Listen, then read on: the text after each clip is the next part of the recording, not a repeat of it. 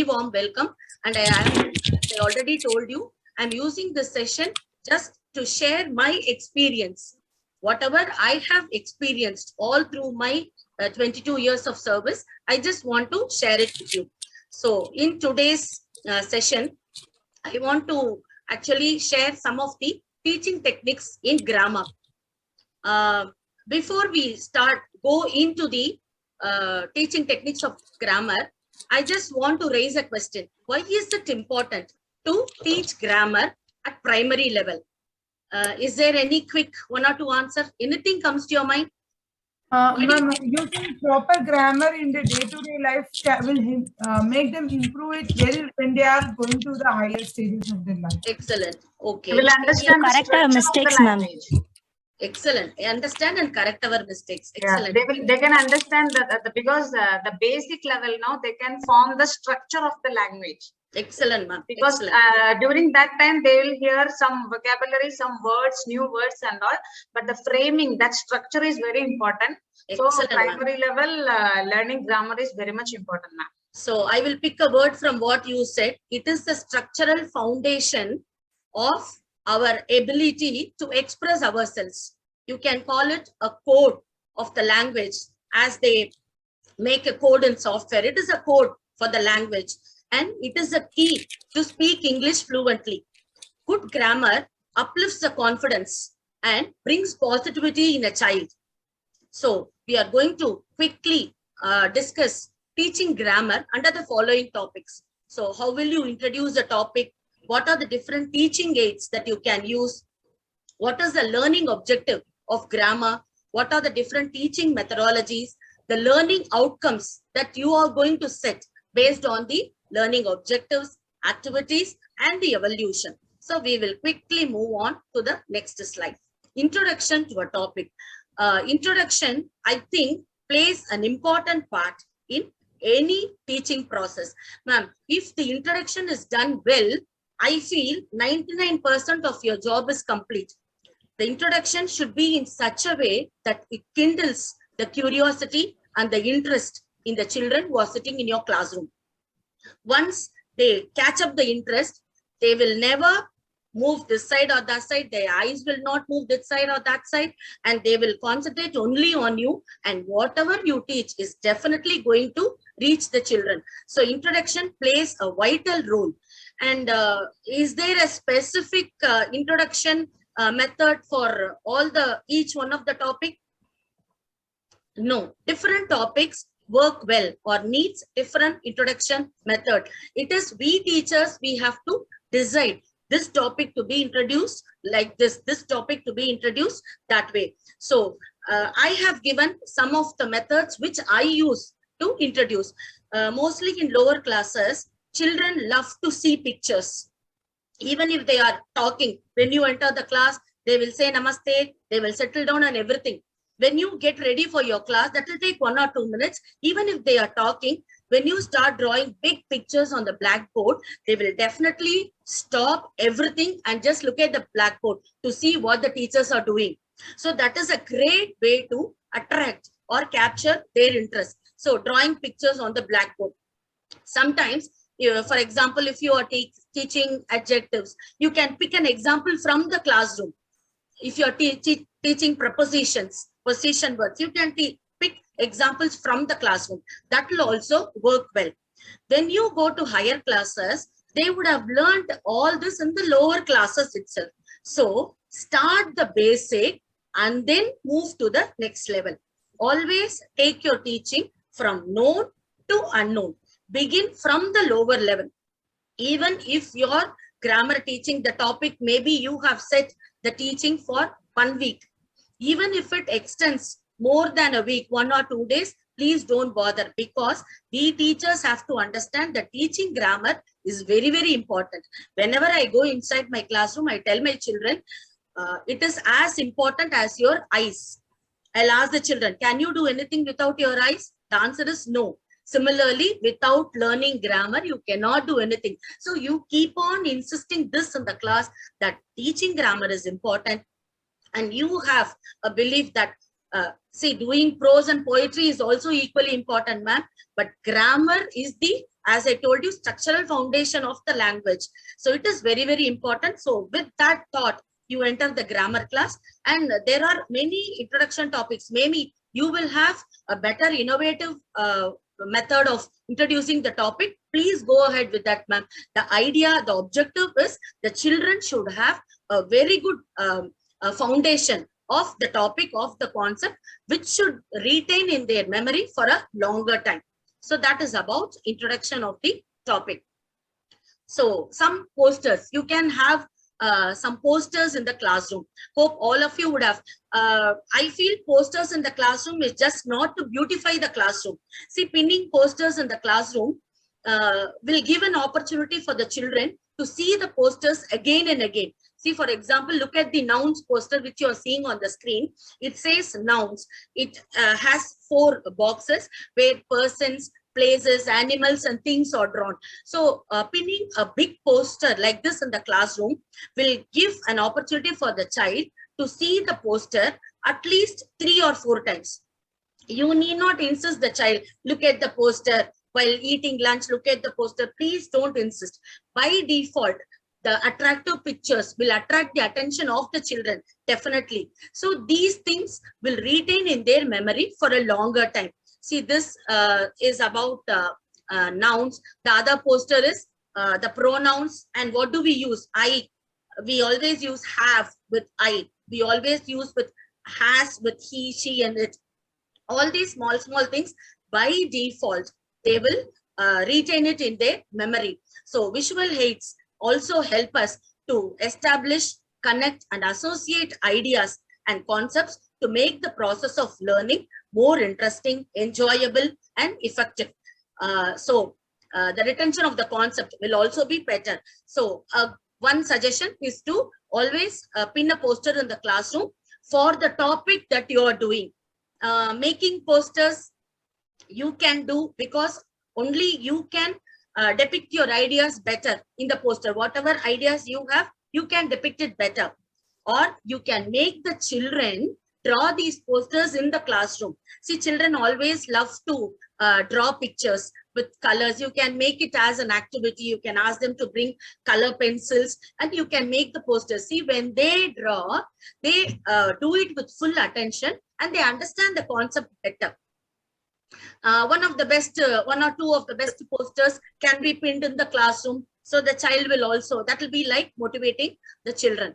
So pinning the posters in the classroom is another suggestion to enhance or strengthen the learning process.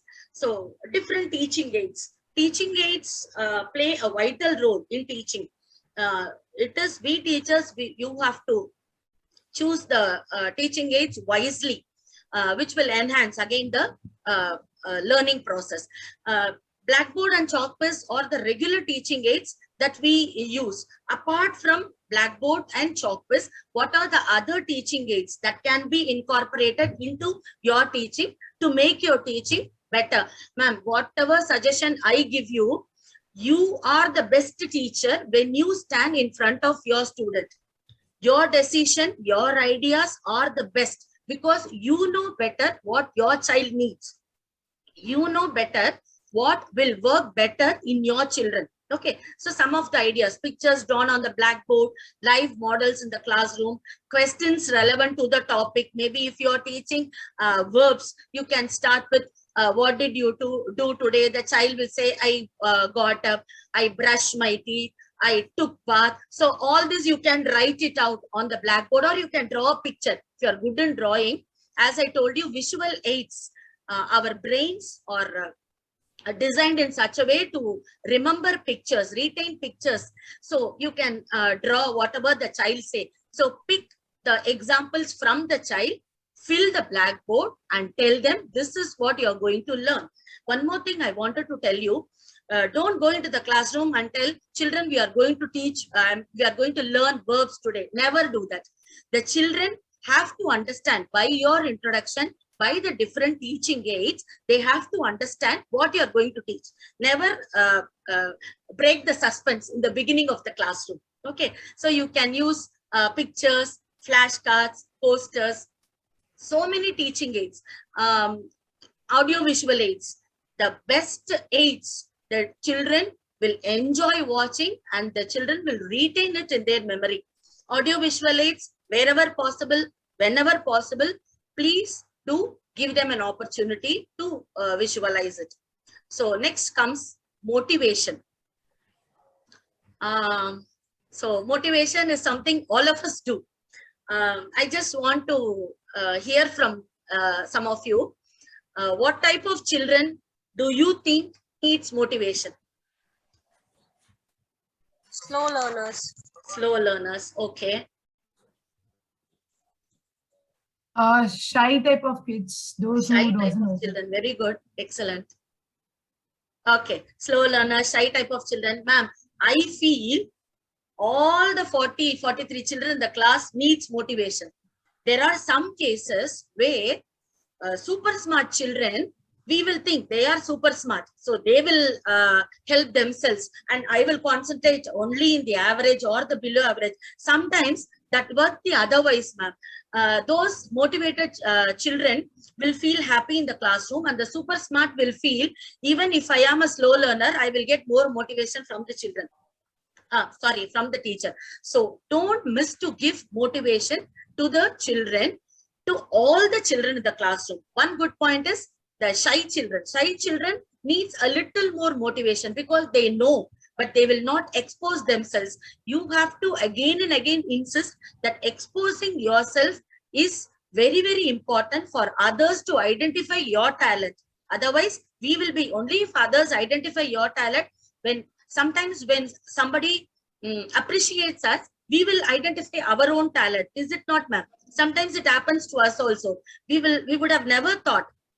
When others appreciate, we feel, okay, I am good in this. Similarly, the children, all the children in the classroom also needs motivation. Motivation is what gets the students started. A motivated student is likely to achieve the goals set by you or set by themselves. So no matter, give this trust, no matter how many mistakes you make or how slow you progress, you are still way ahead of everyone who isn't trying.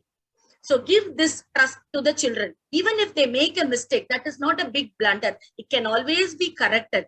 Give the trust. Even if I come out with a wrong answer, my miss will not scold me. She will only correct me. Even if a child is little slow in learning, please give him the time to do that.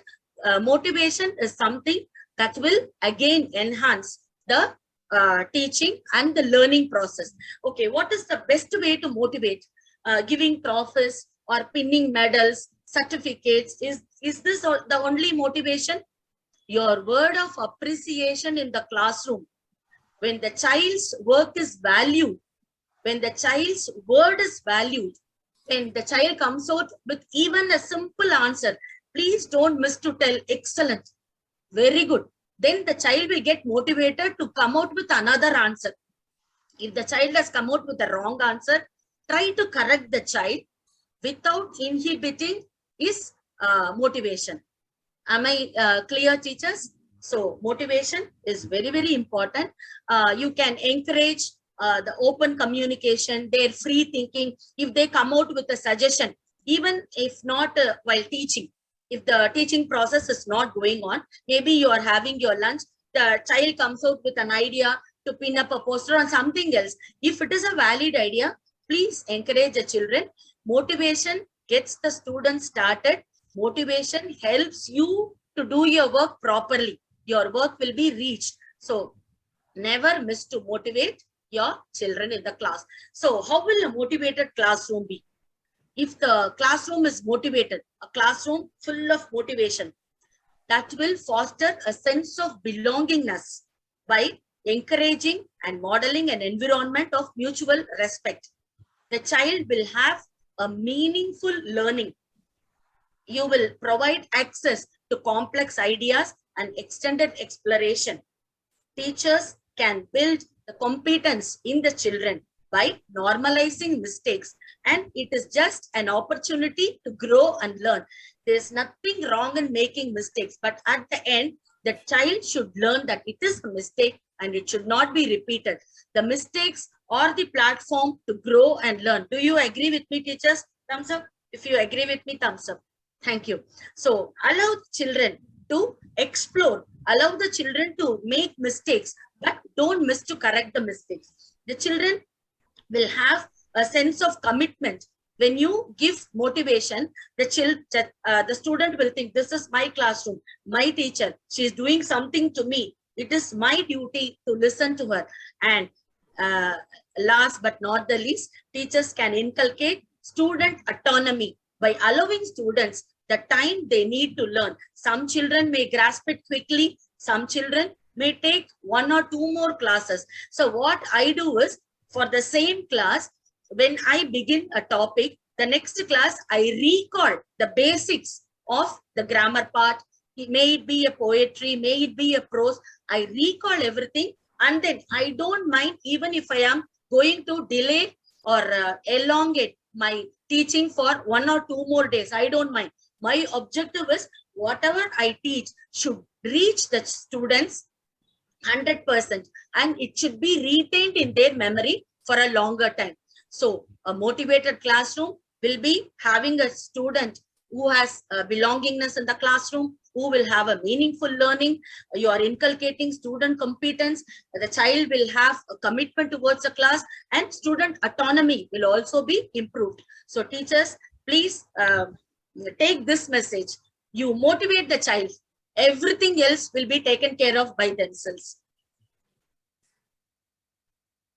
So key principles of teaching grammar. Be confident. I think I just made this slide to discuss this point. I shouldn't miss it out. But I know all of you will be confident in using the correct terms and explain these. How can we be confident? Only if we do a good homework.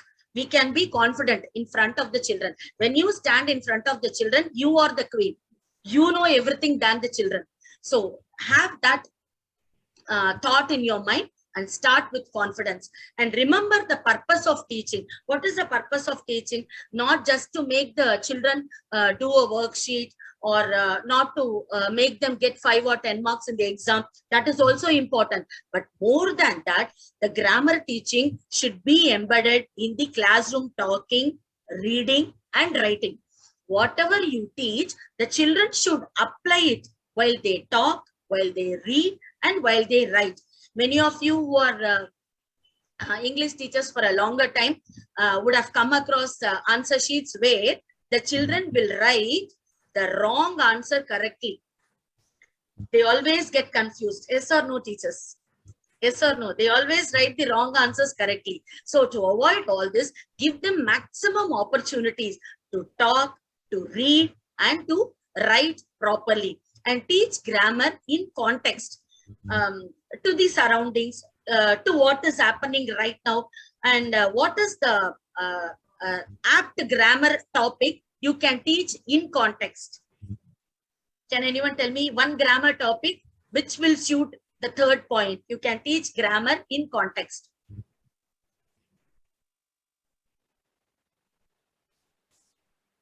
While doing present continuous tense.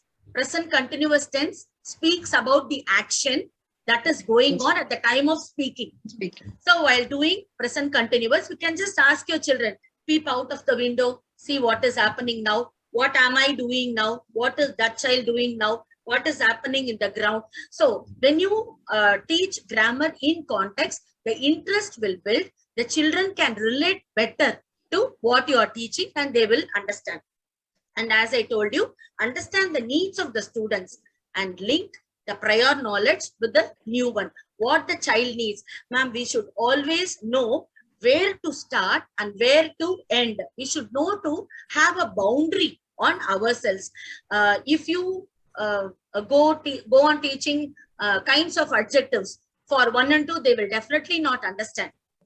And if you teach only basics of adjectives in 3, 4, 5, they will get bored because they have already learned all this in the previous classes. So we should decide. So every point comes and stops at this point, ma'am. Do a very good homework before you go to the class. That will always work out. The children will definitely enjoy. And next time the children will really wait to attend your class. They will say when Sandhya ma'am is going to come, when Divya ma'am is going to come, when Kavya ma'am is going to come to my class. They will be waiting for your class if you follow all this. So 6 musts while teaching grammar. Motivate the learners. About this we have spoken a lot. So let us not speak again. Motivate the, it blooms the interest of the children. Pick authentic examples from authentic texts. So while giving examples, after teaching the concepts in grammar, the example sentences that you give will allow a child to apply whatever you have taught. Do you agree with me, ma'am? So while giving examples, see that you are giving concrete, authentic examples. And my suggestion is, whenever you give example sentences to check whether the child has understood or not, please make your own sentences. You can pick sentences from your experience, from the classroom, whatever is happening in the classroom. A child's name can be written on the board and given a sentence. And another important thing I wanted to stress you is, whenever you make a worksheet, never miss to insist values.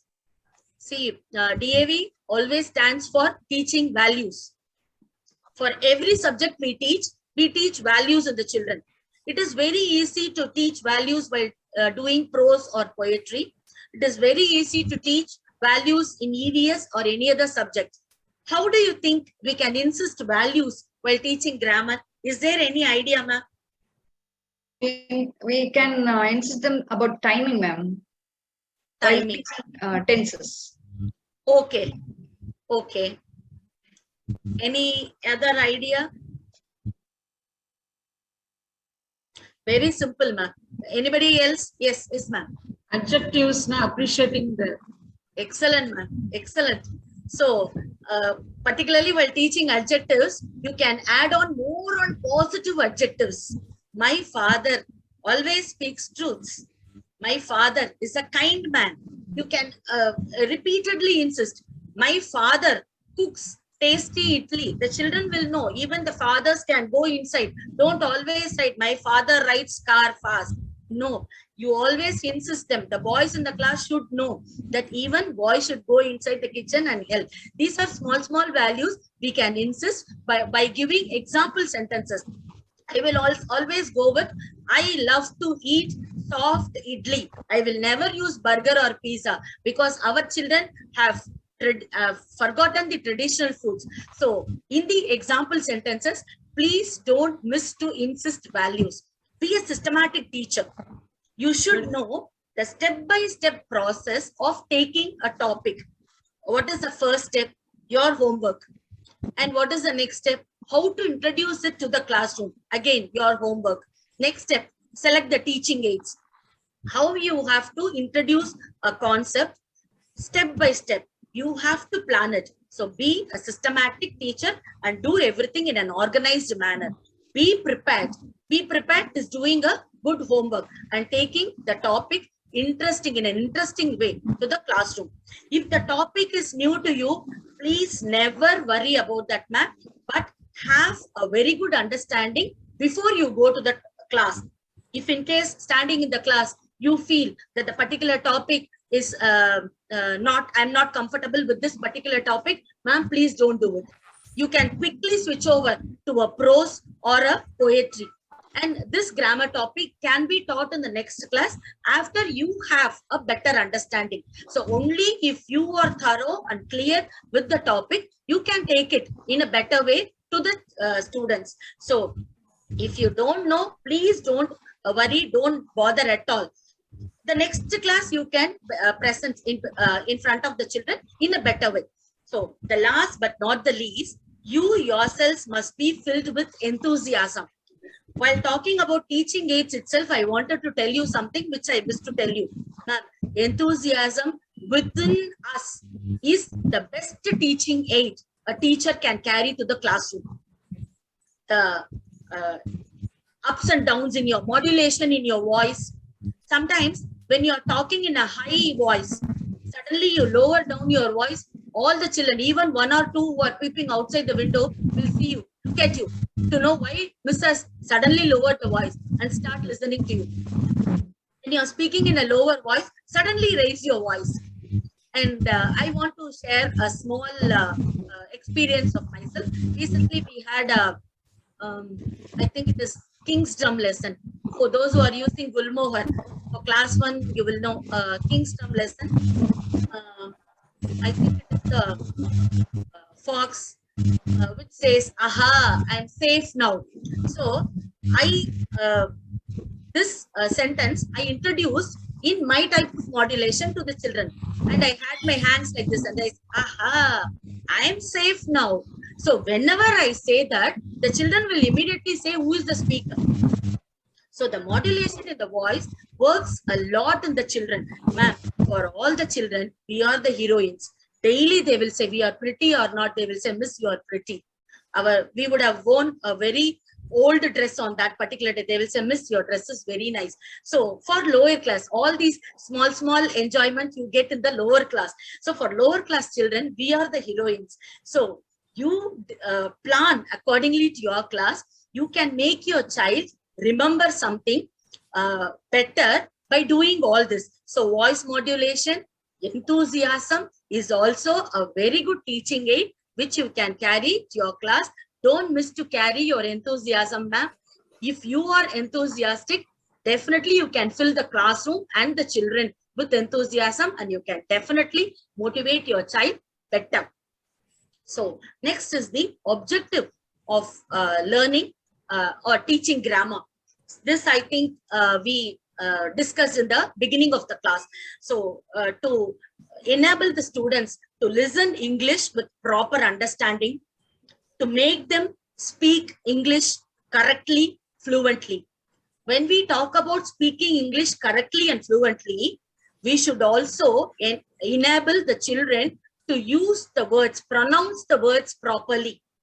Use the words properly. Which word to be used in which place. And they should also be able to comprehend the given text, and they should be able to interpret the text. So provide the learners enough opportunities to put the grammar to some communicative use. Have some activities in the classroom, lots of speech activities in the classroom, and help enable them, encourage them to write something, give a topic, just 2 or 3 lines, just to engage them and to encourage them to use what they have learned properly. So aim of teaching grammar is to form grammar competence. Competence is the ability of the students to express what they have learned. You are preparing the students for global communication. To make them sensitive to language appropriacy, they should know where to use which word suitably. To develop a positive attitude towards English language. Nowadays, the children are really bold enough to come out. But there are some children in the class who do not speak to the teachers just because they are not able to speak good English. Please identify such children. Give them enough opportunities. By the time they leave out your class and get promoted to the next class, have it as an aim. I will create a positive attitude towards English language in my classroom. My children, when they go to the next class, should be able to speak fluently without making any mistakes, and to communicate effectively, confidently in various situations. And whenever they make a mistake, correct them then and there. Don't wait for the next class. Even if the bell is gone, even if the teacher is waiting, the next teacher is waiting outside, you take permission and please correct the mistakes then and there. If we miss to correct the mistakes, the mistaken word, the word in the mistaken form only will be retained in the children's mind. So have that thought in the mind. So teaching methodology. Ma'am, there are number of teaching methodologies. We do not know that we use deductive method. We are not familiar with the terms, but we have been doing this all these time. Deductive method, inductive method, interactive method, learning through writing, incidental method, flipped classroom, inquiry-based learning. It is you, teacher, who have to decide which method will work well for this particular concept or this particular set of students. Maybe for the same class, both sections, you will be handling English. Both sections children will not be the same. The requirement of one class may be different. The requirement of the next class may be different. You may be able to complete the session fast in one class. The next session, next section may need 1 or 2 more periods to complete the concept. By completing the concept, I mean the total understanding of the children, the retention of the children, the ability of the children to express what they have understood. That is what is meant by completion. Please have it in mind, ma'am. So what is deductive method? That is the traditional method where we explain the concepts, giving them examples, take some exercises from the workbook, making them do. That is deductive method. What is inductive method? It is informal method. Just now, I told you, how will you introduce verb in the classroom? Asking them some questions,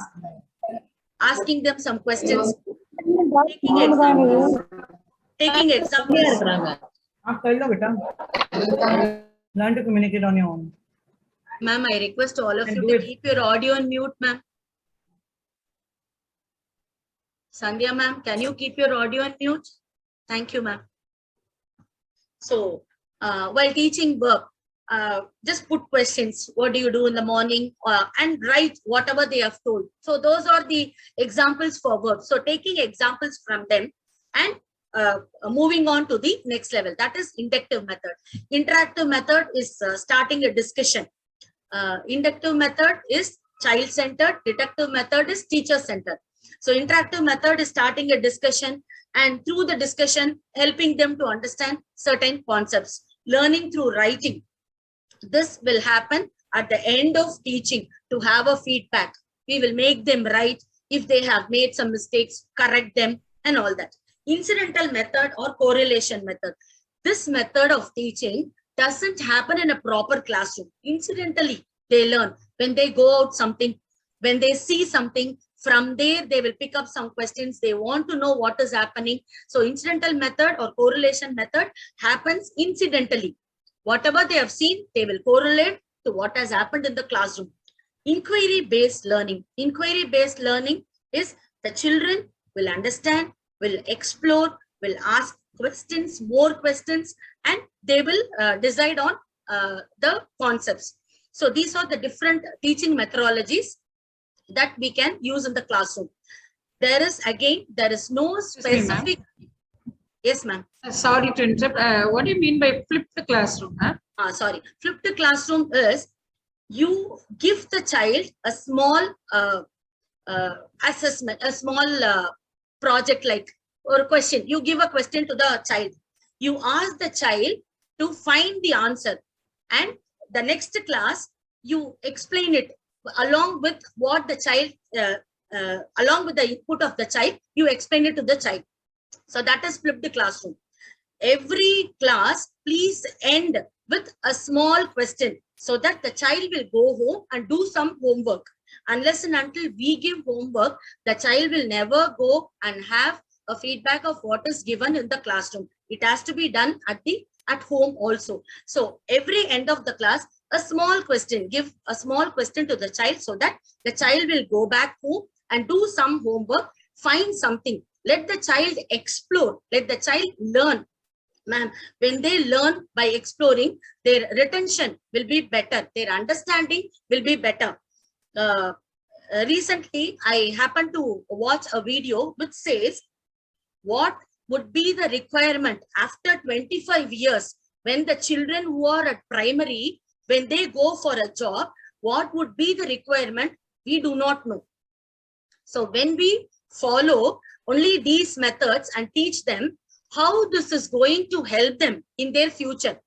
So what can we do for that? Encourage more and more creativity in the children. Creative skill is what is very, very important to be inculcated in the children, and make exploring, thinking and understanding on their own as a habit. So when we do all this along with all these methods, whatever the requirement will be, the child, the student will be able to understand, will be able to grasp, adapt himself better. Finally, the objective of the teaching, may it be grammar or may it be anything, for making the child a better student, a better citizen who can do something to our country. Right, ma'am? So, Namaste, Usha always. Ravi. Yes, ma'am. Namaste, Usha Ravi. Namaste, ma'am. Mallika Sridhar only here. Yes, ma'am. Namaste, ma'am. Yeah, and Kavita ma'am, I will also add some points for this flipped classroom. Yes, ma'am. Yes, It is like how now our resource persons, they are posting the pre-reading material in the group for some days. And the next day in the class, they are facilitating for discussion. So it is like that. That's in a way they are doing flipped classroom now. Yes. And whatever you want to do in the class, in case if you feel certain topics can be handled through that method, if you feel lot of discussions in the class will help children understand that particular topics, you can give them some examples. Not example, you can give them like Usha Ravi was quoting leading questions, or you can trigger their thought process by a set of questions, or maybe some material you can give, ask them to read and come. So they do their spade work and come for discussion the next day. And that day, the next day, it is not teaching, it's only discussion. Lot of discussion. So you will be answering their questions and they will be answering your questions, something like that. That is flipped class. Thank you, ma'am. Thank you, ma'am. Thank you so much. Yeah. So you can also call it as independent learning skill. The child will understand to learn independently by engaging him in problem solving. And it is actually, you can also call it as an experiential learning. He will experience something and learn it better. So these are the different methods. Ultimately, the teachers have to decide which method will suit best for your child, for your classroom, and you proceed with that, ma'am.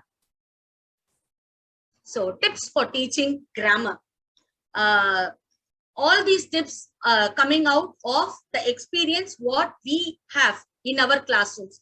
What I feel is whatever concept you teach, you relate it to some clues or some common or familiar terms, so they will understand it better. I'll give you examples for that. And do not restrict teaching grammar to grammar periods. Even while teaching a prose or a poetry, if you come across in the lower classes, it is very, very important to stress past tense, present tense and past tense. That is where they make mistakes. So whenever you come across a verb, you don't miss to ask them, what is the past tense of this word? And if you come across a past tense, definitely ask them, what is the present tense of this word? By doing so, the children will also start underlining. And while doing prose or poetry, make the children have a pencil in their hand and make them underline all this. Bring their attention towards the grammar part also while doing prose or poetry. And ma'am, one more thing, if the child is not able to answer while doing prose or poetry, if the child is not able to answer to a small grammar question, please don't waste your time. You quickly tell the answer and switch over to your prose or poetry. And regular follow-up is mandatory. And regular follow-up can be done through grammar worksheets. Not only through grammar worksheets, you can also have a small speech activity, a written activity, a poster making. You can decide whatever follow-up is necessary, whatever follow-up your child needs or your child can do. But regular follow-up is definitely needed. You can give some worksheets as homework, but definitely receive the homework the next day. Some children will not submit it. They will take 1 or 2 more days. Never let those children do that. Punctuality is something that we have to inculcate in the children. If we chase the children for the worksheets, definitely they will submit. So regular follow-up is another thing which is mandatory. So teaching adverbs. Some of the easy methods of teaching adverbs. Teaching like this will make the concept retain in the memory of the children better. So what are adverbs? Adverbs add more information to the verbs. So whenever you do an adverb in the class, don't directly teach them how means adverb of manners, when means adverb of time and all that. You write the sentence, ask the child to identify the verb in the sentence. So in the first sentence, the peacock dances gracefully. The verb in the sentence is dances. Now, ask the children, you write in the corner of a board. In the beginning, let them see the clues from the board and do their work. Later on, they will not need any clue box. So on the right side of the board, you write how, when, where, how often. These questions you write on the right side of the board. Now you write the sentence and you ask the children to identify the verb in the sentence. The verb is dances here. Now ask the children to ask a how question, when question, where question, or how often question. So the child will ask how the peacock dances. Is there an answer? Yes, the peacock dances gracefully. So gracefully is the word that answers the question how. Then it is adverb of manners. So like this, when you teach, I am going to my grandma's house tomorrow. So which is the, what is the verb in this sentence? Going. Now for this going, encourage the children to ask all the 4 questions. Ma'am, this type of teaching and learning may take a little more time. That will prolong your teaching for 2 more periods than you have planned or scheduled. But don't worry. Objective is to make the concept retain better in their memory. So for you give 5 or 6 sentences in the classroom, then you give them 5 or 6 sentences and make them do on their own. The children can also draw a clue box and write these questions, how, what, when, where, and all that. From there, they can take the questions, insist them that the word that answers the question is the adverb. If it answers the question how, then it is adverb of manners. If it answers the question when, it is adverb of time. So take the concept like this will help the teachers, will help the children to have a better understanding. In the previous slide, I was just telling you, relate the concept taught to clues or common familiar terms. We all teach transitive and intransitive verbs in class 4 and 5. Yes or no, ma'am? Transitive, intransitive. So the difference between transitive and intransitive. Transitive verb takes an object. Intransitive verb doesn't take an object. So how to make the children retain this in the memory? Transitive, take the first letter. Object, take the first letter. OT. Ask the children to remember OT in their memory. So object, if there is an object, then it is transitive. Transitive verb needs an object for a sentence to be complete. Are you able to understand what I say, ma'am? Just thumbs up. Yes. So for intransitive doesn't need any object. So you can make it on it. On, N-O. No object, intransitive. So when you teach, you repeatedly insist such small clues in the class. The children will enjoy and the retention will be better. See, now when you note it down, you will retain all these without any confusion better in the classroom. So OT for transitive verb, which needs an object to make a complete sentence. Intransitive verb doesn't need an object. Without an object, the sentence will be complete. So here, my father always speaks the truth. I was speaking about values. So always insist values in whatever you teach, whatever example sentences you give. Tenses. So while teaching tenses, how can we teach tenses effectively? How can we make the concept retain in their memory for a longer time? Tenses, what do they tell us? They tell us the time of action. They tell us the facts that are always true. Improper usage of tenses could lead to confusion. So children while speaking, they will say, I not bring, I was, she was talking, something that is happening in the class right then, the children will say she was talking, she was writing and all that. So to have a clear communication, you need to make the children master the tenses. So this, which is possible within the classes 1 to 5. So when they go to class 6, they will apply whatever they have learned in the primary classes. Am I right, ma'am?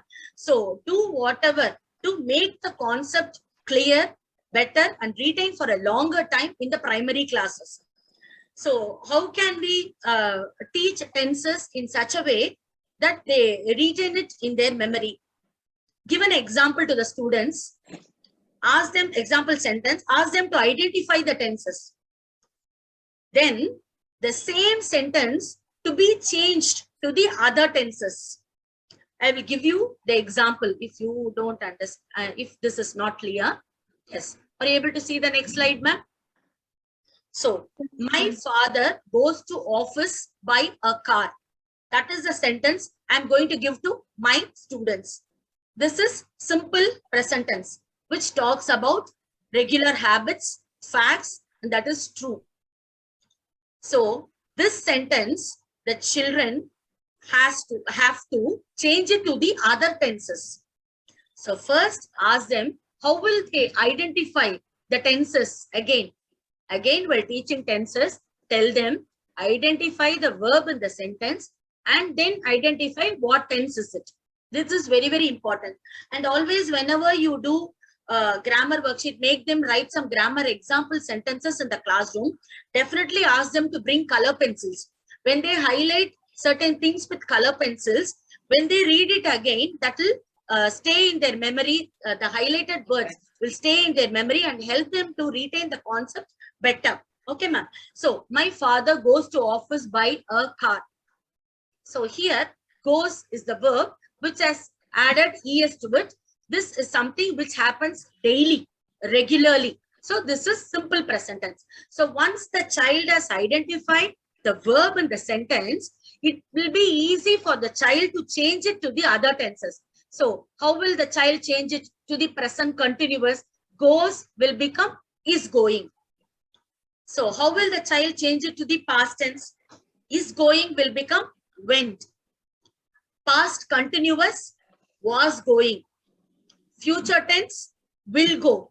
Ma'am, recently I heard one boy of class 3 telling, Miss, you give me only future tense in the classroom. It will be easy for me to answer because add a will before. I will add will before an answer. Miss, please give only will, future tense in my classroom. So, yes. So, I really encouraged the boy. I didn't say anything. Excellent child. But you cannot expect only future tense. You need to learn all the tenses. So future tense, the child will find, children will find very easy to answer. Next comes the present perfect tense, past perfect tense. Ma'am, while teaching these tenses, you can always explain to them, take time to explain to them. And my suggestion is, first make them clear what is present tense, what is past tense, what is future tense. Then you go on to present continuous, past continuous. Then you go on to present perfect and past perfect. They can relate, they can differentiate, and they can connect and understand better. Okay. So this is how we have to do the tenses worksheet. One sentence. This one sentence will take 40 minutes in the class. Don't bother at all, ma'am. Don't bother at all. Give them another sentence. Give them another sentence. Ask them to do homework. Sometimes you feel you will not be able to correct it in the classroom.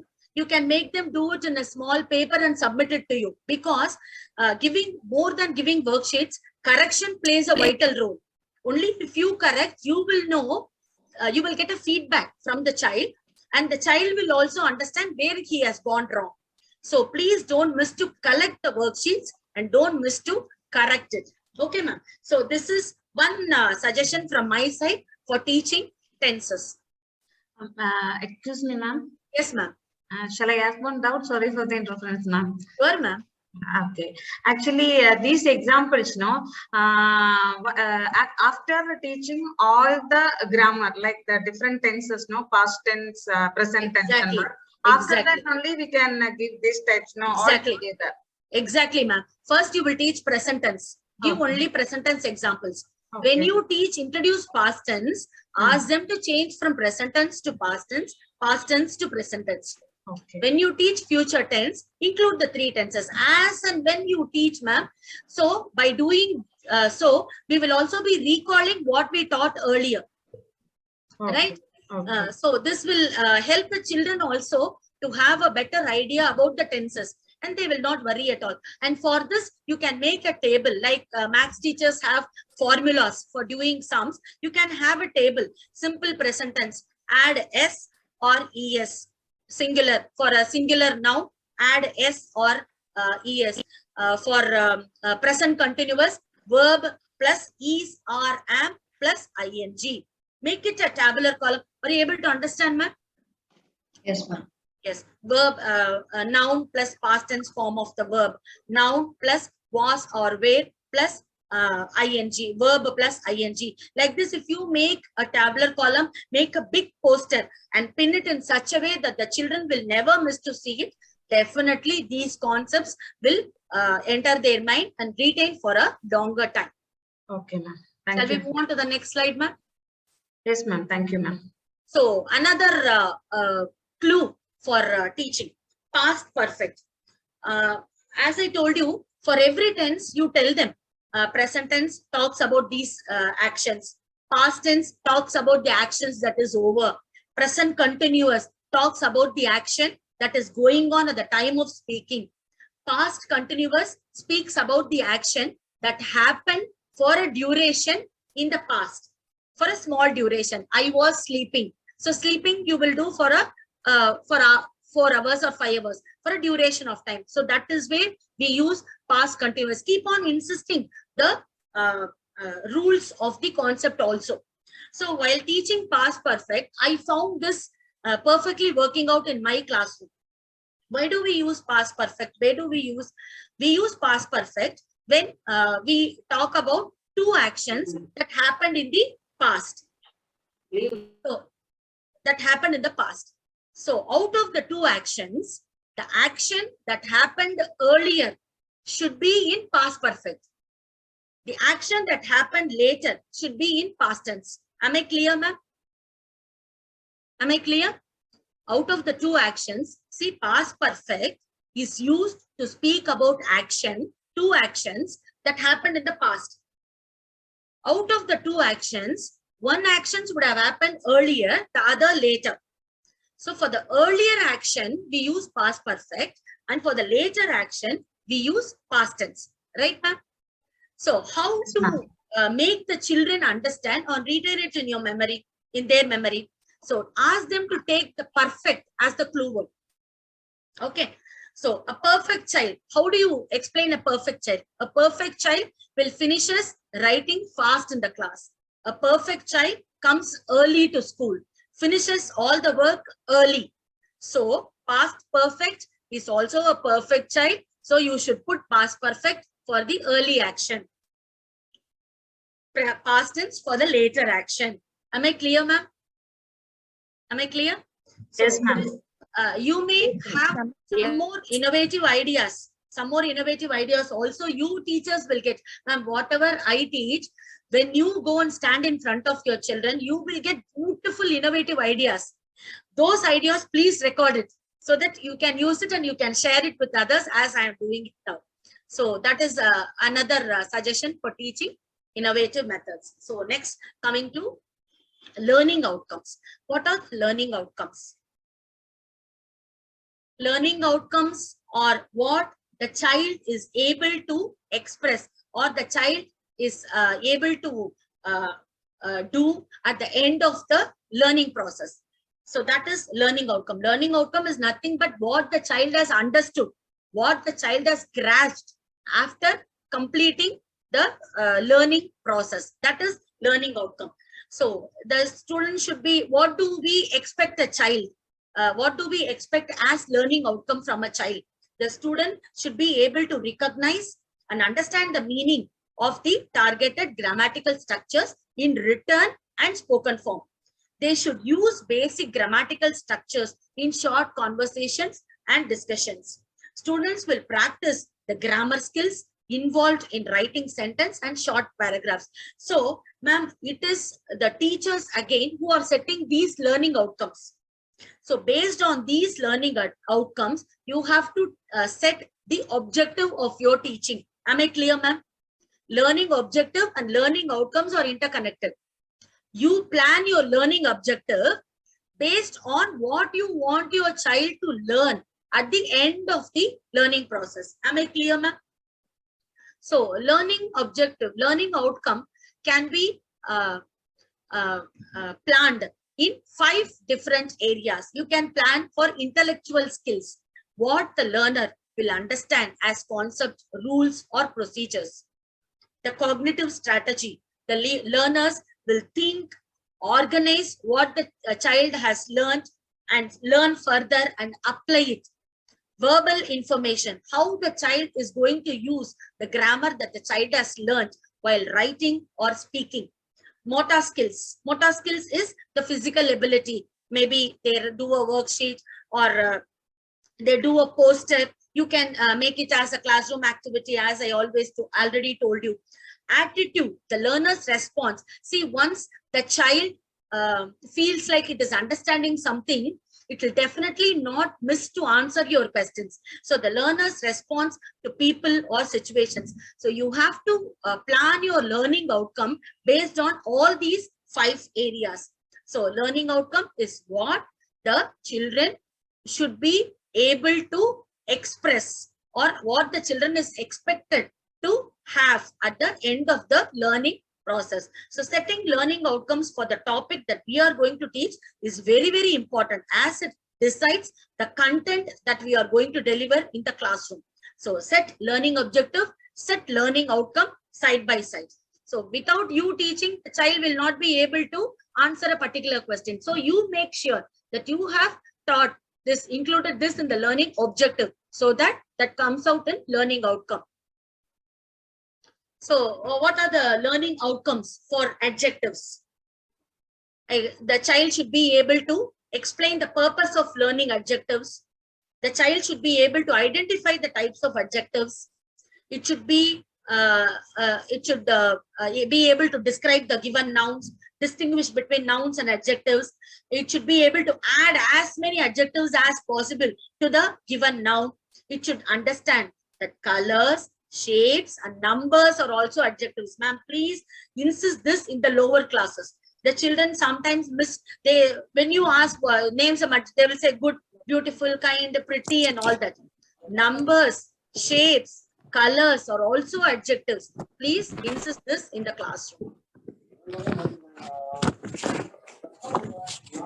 So while teaching adjectives, insist how many, how much. Ma'am, requesting all of you to please keep your audio in mute, ma'am.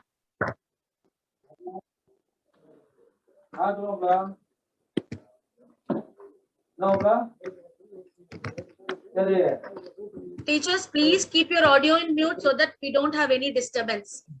Okay. While teaching adjectives, repeatedly insist how many, how much, what kind, which one.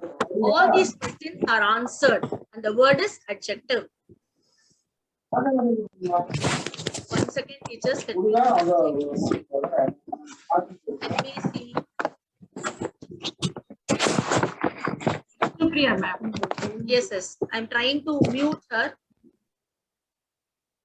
Vishnupriya, ma'am, can you please mute your audio? Yes, I muted. Okay. So while teaching adjectives, repeatedly tell them adjectives answer the questions how many, how much, what kind, which one. The concept can be explained better by all this. And grammar topics don't teach back to back.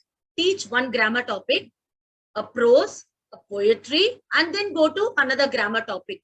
And these 2 weeks take time to give them worksheets, give time for the teachers to do a good homework on the given grammar topic.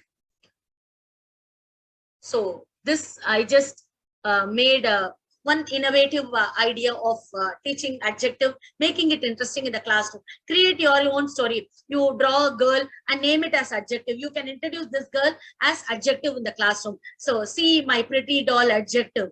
My pretty doll adjective is cute. My pretty doll adjective is happy. And ask the children to add more and more adjective to the given picture. This is one suggestion. Whatever innovative ideas you get, please don't miss to do it. So some common mistakes, all of you would definitely have encountered this. They will definitely say, I am finished.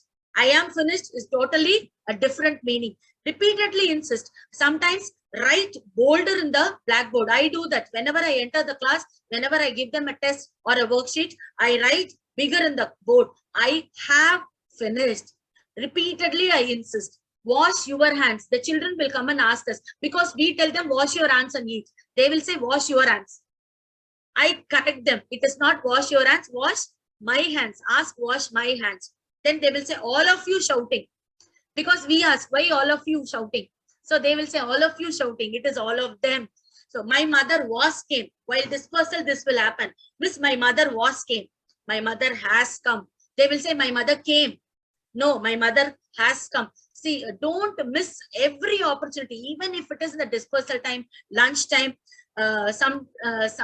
Somewhere I heard talk English, speak English, eat English. So you develop that habit and inculcate that habit in your children also. And this we received this this thing from our children. Going Ur. What are you going to do in the vacation? Miss, I'm going Ur. Going to native place. He's killing me. No, pinching me. He's kindling. No, making fun. So all these bloopers will happen in the classroom. Please don't miss to correct them. Correct them then and there. Immediately correct them. Some of the innovative methods, as I told you, all of you should be knowing it. Whenever we introduce conjunctions, we definitely do this fanboys. So write fanboys. F stands for, A stands for and, N stands for not, B stands for but, O stands for or, Y stands for yet, S stands for O. So children will remember conjunctions. The fanboys will strike in their minds and definitely they will remember these conjunctions. Ma'am, I will share this PPT, ma'am. Don't worry. No need to, don't struggle to copy. I will definitely share this PPT once the class is over. So that is for conjunctions. Terms and clues. Some terms are self-explanatory. Preposition. Well, introducing preposition in the lower class, we introduce it as position words. So highlight the position. So tell them the answer, the clue to the concept is there in the word itself. Preposition, preposition. It tells position words. Later on, we teach them that it also shows a relationship between two nouns and all that. But in the basic classes, add verbs, add details to the verbs. Past means over. So talking about the action that is over. Present. Such actions in the classroom will also be retained by the children. Always do present tense. So now means what is happening now. Singular, single, singular, single. I always introduce concepts like this. Homophones, phonetic sounds. Whenever we teach prose or poetry, we take the help of phonetic sound to make the children read a word. So phonetics, they know. Phonetics means sound. Homo means same. So the words, so definitely they will get confused with homophones and homonyms. So you clear homophones, homonyms will be understood all by itself. Some homophone poster you can have like this in the class. Out of all this, the there and there, definitely they will make, give the wrong answer correctly. Where they have to write THERE, they will write THEIR. Where they have to write THEIR, they will write the other way. So a poster like this in the classroom will definitely help the children to understand the homophones, to retain it better, to understand the meaning. Look at the poster of there and there. Instead of I, there is a girl standing. So for persons, we use there. Instead of are, there is a place, a garden. or whatever it is, a park or whatever it is. So there is used to talk about or mention about a place. So certain things, innovative things, please don't miss to do it in the classroom. Again, mnemonics, we call this mnemonics for remembering the capitalization. For months, days, definitely our children will not begin with a capital. For months, they begin with small letter, days they begin with, so teach them mints. M stands for months and days, I stand for the word I, T for title, N for names of places and people, S for the start of a sentence. So capitalization, the clue box. Ma'am, for every grammar concept, please draw a clue box where you will write whatever you want your child to see and understand. So in the clue box, when you teach capitalization, write mints. When you repeatedly do this in the class, the child will have a clue box for itself in its memory. So add ing to verb. This is a real task, ma'am. N number of time you tell them, whenever there is a E at the end of the word, don't add E. Remove E and add ing. N number of time you tell them, at least 3 or 4 in the class will make this mistake. So a poster like this, don't you think this poster will help the child to understand the concept better? Excellent. Yes. Y is Definitely, ma'am. yes, thank you. Y is invited by I, hands in hands. So wherever there is Y, you can add ing as it is. E is pull down, push down by the I. It is giving a kick to the I. So E, if you go near E, I will give a kick to you. You can have some lighter moments in the class. If you add E, the I will kick you out. You can tell your children. They will retain this in their memory. So when there is double E, E is welcoming the double E. When there is IE at the end of the sentence, Y will jump on it and push it aside. And CVC rule. CVC rule, you will teach only in classes 4 or 5. 3, 4, 5 you can teach. When there is a consonant, vowel, consonant, definitely you will add one more N. Running, swimming, and all that. So these are some of the clues you can. Posters, we have discussed about posters. Usage of flashcards or posters in the classroom will definitely help a lot. Because by default, the child will be looking at the posters, and definitely learning process will go on even when you are not teaching during lunchtime, break time, snacks time. But never miss to make a colorful and a bright poster, parts of speech. So make a poster like that. The child will understand, the students will understand. So these are the 8 parts of the speech. Then once the students understand this, you can do only in classes 4 and 5. Give them a sentence and ask them to divide which is the noun in the sentence, which is the pronoun in the sentence, which is that. This will give them a better idea of the grammar concept. They will grammar will become a habit for them if you give such exercises, practices in the class. Then some of the activities which I found, I thought will work, I have just listed out. Noun hunt. You can give this for the lower classes. You can give a passage and ask them to pick only nouns. Play parts of speech. Just now I told you a sentence and ask them to pick parts of speech. Sorting adjectives, adverbs, pronouns, and so on. Build a sentence card game. You can divide the classroom into 4 or 5 groups, each group having 5 or 6 children. You can ask them to make some words in a small card and bring it to the classroom. So let the children spread the card on the table and each child will pick card to make a sentence. Am I clear, ma'am? So the card game will work well for them. But all this to be done under the supervision of the teachers. The teachers should be going around to check and correct the mistakes. Search and find is again searching a particular given topic. Check the grammatical errors in the given sentences. Ma'am, this will work well for class 5. Even when we are writing something on the board, the class 5 children will be enthusiastically coming out to find some mistakes with us. Yes or no? Class 5 children will enjoy finding mistakes with the teachers. So give them wrong sentences and ask them to identify the error and ask them to correct the error. You can write it on the board, call one child to do it on the blackboard itself. By doing this, you will be motivating the child. You will be uplifting the boldness of the child also. So art integrated activities for every topic, we have to decide an art integrated activity. See, this I found very interesting. Adverbs is written on a xylophone, and a question is there. How will my xylophone play? Silently, softly, quietly, musically, noisily, loudly. So this will give them an idea. You give this example poster in the classroom, ask them to make a similar for adverb of time, for adverb of place and all that. And here this article poster, you can do this in the lower classes 1 and 2. So they will understand.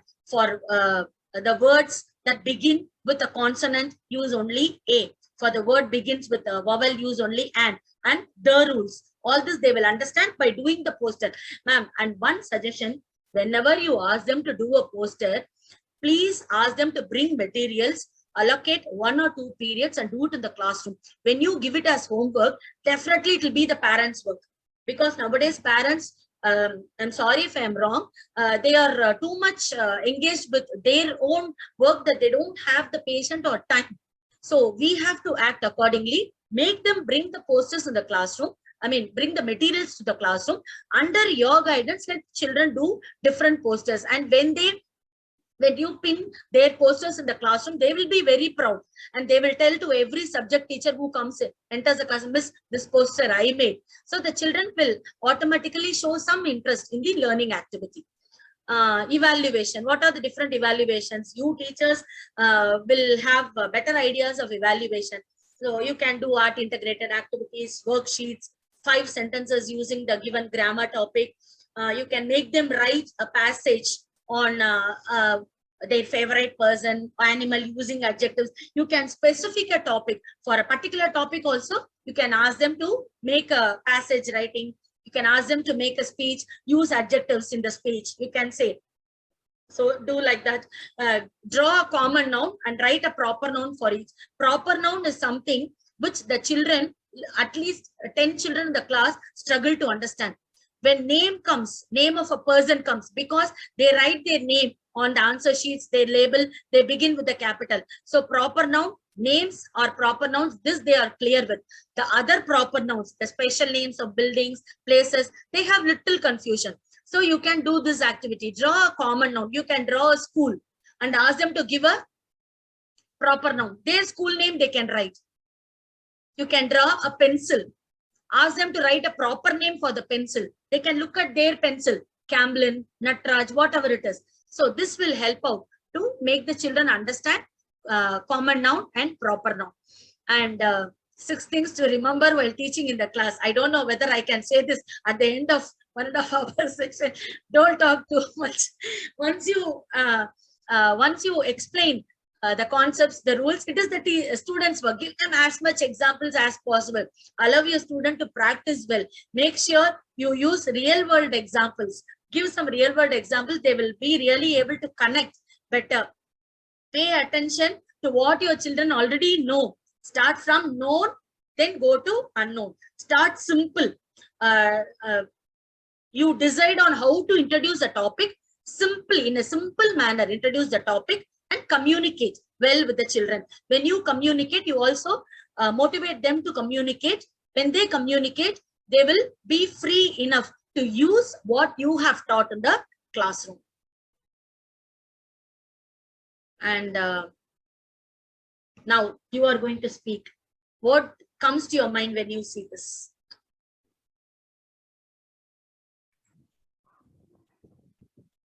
Anything, ma'am? Thinking about future. Very good. Good. I am a Not motivating confusion teacher. in arithmetic and alphabet. Excellent. Excellent. I am a motivating teacher. So even if you give a otherwise answer, I will only motivate you.